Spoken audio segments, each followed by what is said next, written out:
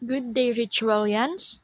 For our week 3 in Mathematics in the Modern World, we will discuss about the propositional logic. Let's define first what is a proposition. When we say a proposition, it is a declarative sentence that is either true or false, but not both. So what is declarative sentence? It's having the form of a statement rather than a question or a command. So, di ba during our elementary and high school days, pinag-aralan natin in our English subject yung kinds of sentences. So, meron tayong imperative, which is giving commands or making requests. For example, give me some water. So, it is giving some command. So, imperative sentence siya. We also have the interrogative sentence, which is asking questions. So it begins with the who, what, where, when, why, and how.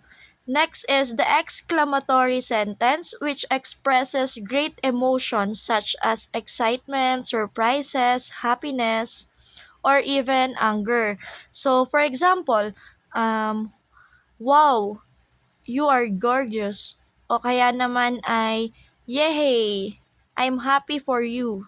So like that, exclamatory sentence yon, yung may exclamation point sa dulo. So ang focus natin dito is proposition natin daw ay declarative sentence. Wherein, pag sinabi naman nating declarative sentence, it's making statements or declaration. Okay, so let's have example. So we have everyone should study mathematics. So this is a statement. So therefore, the P is the proposition everyone should study mathematics. So let's have more examples. So let's determine whether each of the following statement is a proposition or not. First, Manila is the capital of the Philippines. Is it a proposition or not? Yes, it is a proposition since it is statements or declaration. Next, find a number which divides your age. So we have here the word find, which indicate a command. So that means that this is not a proposition. Next, my classmates are preparing for our midterm examination. So we also have here a statement, therefore it is a proposition. How about welcome to the Philippines? So it's expressing excitement or happiness. Therefore, it is not a proposition. And ang pinaka-clue natin dito is yung ating exclamation point. So, a proposition ends with a period.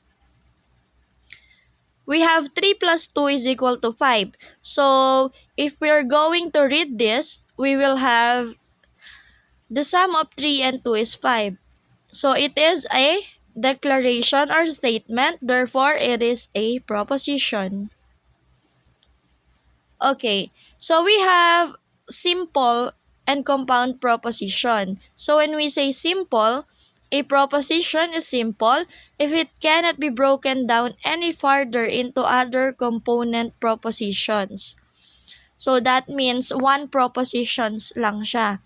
Next, how about the compound proposition? It is a proposition formed from simple propositions using logical connectors or some combination of logical connectors. So, if we say compound proposition naman, combination naman to ng mga simple proposition wherein gino-join natin sila or kino-connect nila using our so-called logical connectors. So, what are the common or logical connectors that we are using in mathematical logic? So, we have not P, P and Q. So, yung word na not and yung word na and. Yung mga logical connector dito. Or, and, if, and then. Okay, so yan yung mga apat na logical connectors na i-discuss natin ngayon. So, let's have an example of compound propositions. For number 1, we have, if you are a grade 11 student, then you are a senior high school student. This is an example of compound propositions since we have here the logical connectors if and then. And it contains two simple proposition na pinag-combine.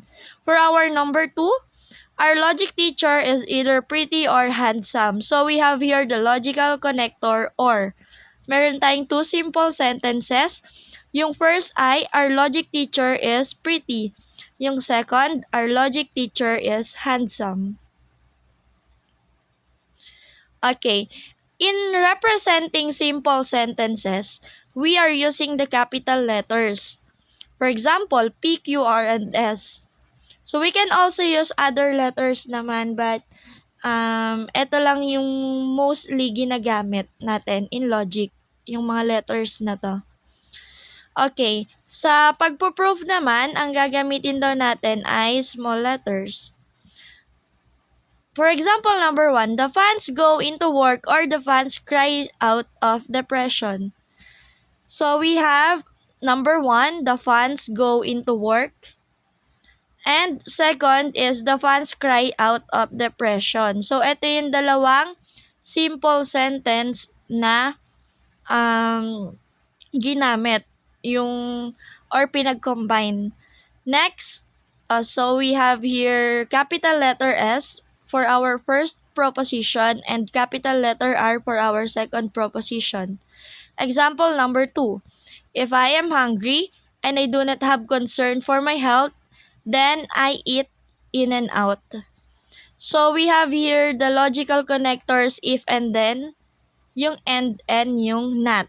So ano-ano yung mga simple sentence na makikita natin dito?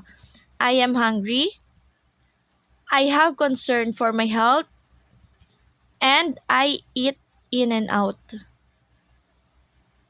So yan yung three simple sentence na bumuo doon sa example natin kanina na compound sentence.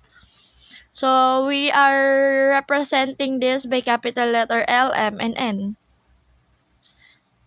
Okay, let's proceed to the negation operation. The negation of a simple sentence is true when the sentence is false and false when the sentence is true. Sa madaling salita, ang negation operation in logic ay yung opposite or kabaliktaran niya. So, ang symbol na ginagamit to represent the negation is yung symbol na ganito, makikita nyo, which is called as tilde. So, let's have example. We have the proposition Tekken is a bad video game.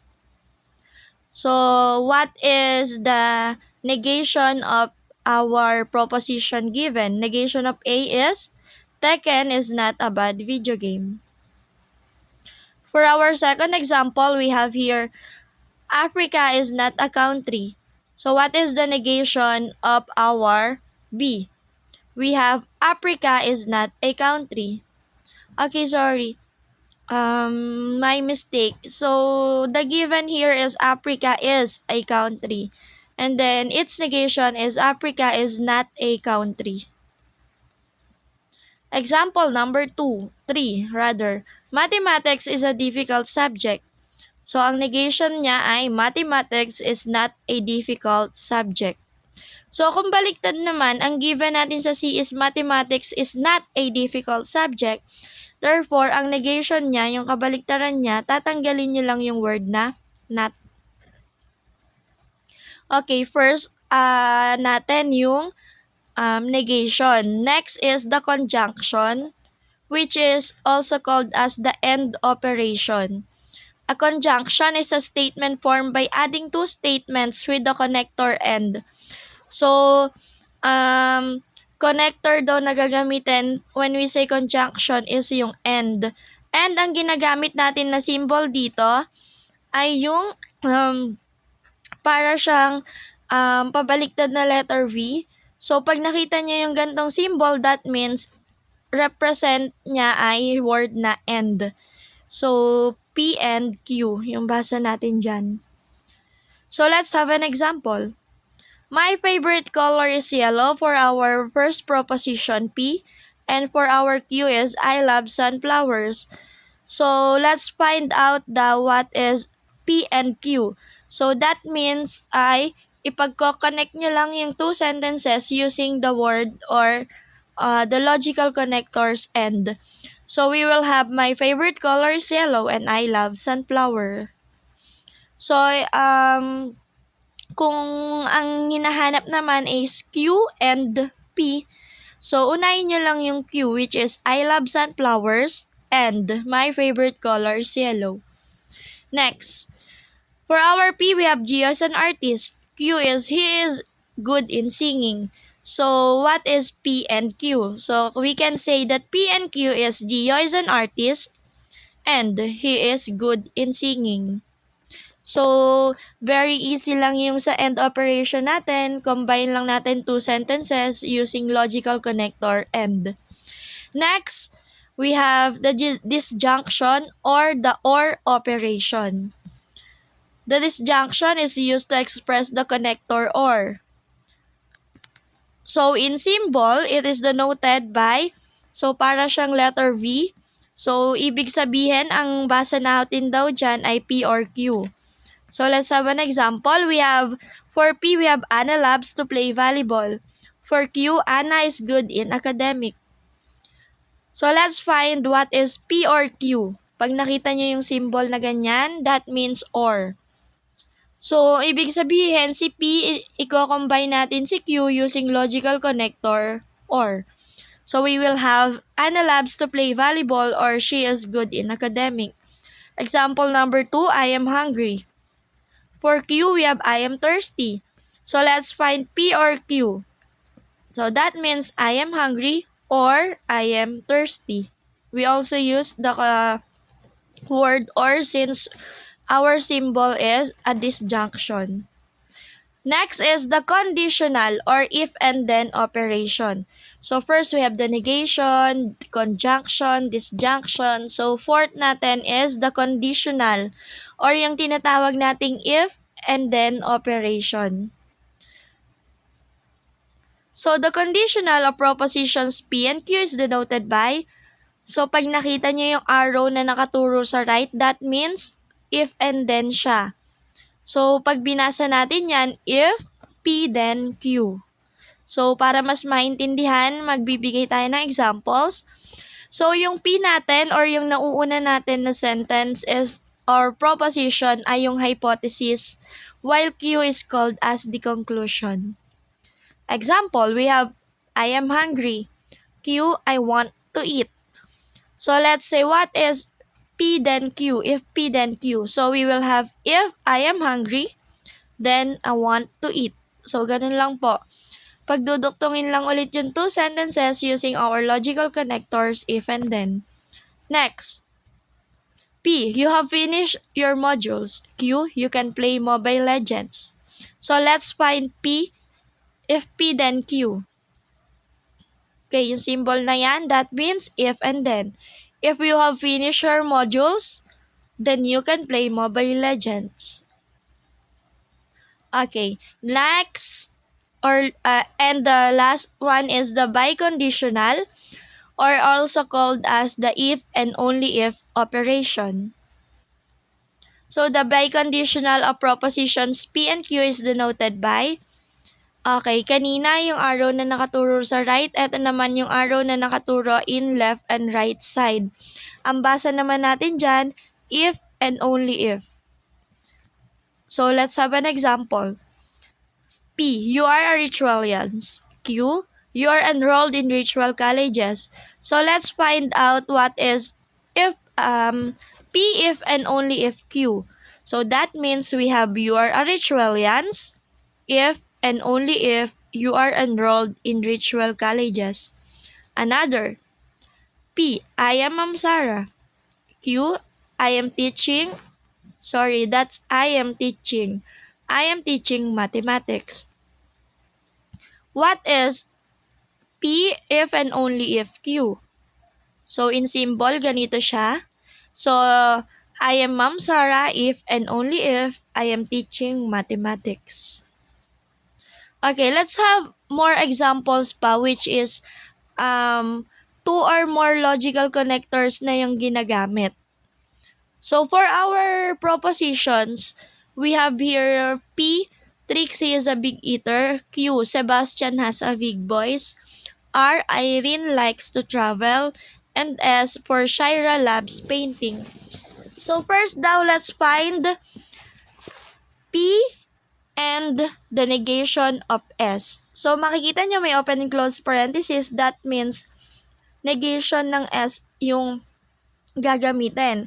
Si P daw, i-connect kay negation of S using the operation and. Since ganito yung symbol natin, that means and operation yung gagamitin natin. P is Trixie is a big eater. And then S naman, Shaira loves painting. So ano ba yung negation or kabaliktaran or opposite ng Shaira loves painting? Okay, Shaira doesn't love painting. Okay, so pag kinumbine natin yon, we have P, Trixie is a big eater, and then yung symbol natin na and then yung negation ng Shaira loves painting will become Shaira doesn't love painting. Okay, next, we have here the negation of R or P. Since ang R and P ang naka-open and close, that means pareho nating kukunin yung opposite ng R and P. And pag ganito yung symbol, pa letter V siya, that means ang gagamitin nating operation ay OR. So we will have negation of R is Irene doesn't like to travel. And ang negation ng P natin is Trixie is not a big eater. So, combine nyo lang ulit using logical connectors or. Next, same given tayo. So, let's find out what is Q and R. If Q and R, then S. So, kapag ganito, so more than symbols na tayo, unahin nyo palaging nasa open and close parenthesis. Iyon ngayon yung ating hypothesis. Ang conclusion natin dito yung S. So, combine natin yung Q and R, we will have if Sebastian has a big voice and Irene likes to travel, then, that should be then, hindi da. Typo again ako. Then, Shaira loves painting. So, if Sebastian has a big voice and Irene likes to travel, then Shaira loves painting. So, maraming nalilito na sa part na to kapag marami ng logical connectors na involved. So, isa-isahin nyo lang siya. Unahin nyo yung nasa parenthesis, i-analyze nyo since open and close siya, that means lahat na yun yung magiging conclusion nyo. And then, since arrow na nakaturo sa right, if and then dapat yung gagamitin. Last, we have S, if and only if, negation of R or P. So, ang negation of R natin, opposite doon ay Irene doesn't like to travel. And then, yung P natin is Trixie is a big eater. Pag pinag-combine natin yon, Irene doesn't like to travel or Trixie is a big eater. So, yun yung nasa open and close dapat. But, we also have here the if and only if.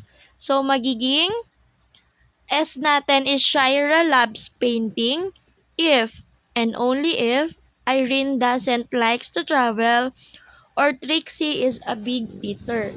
So, parang tinatranslate niya lang siya into words using yung given nating sentences. So, yan yung sinasabi natin sa mga nakaraan nating lesson na in mathematics, even though sa sobrang haba, ay napapaiksi niya. Ito yun, using symbols. Diba last time lesson natin is mathematical symbol.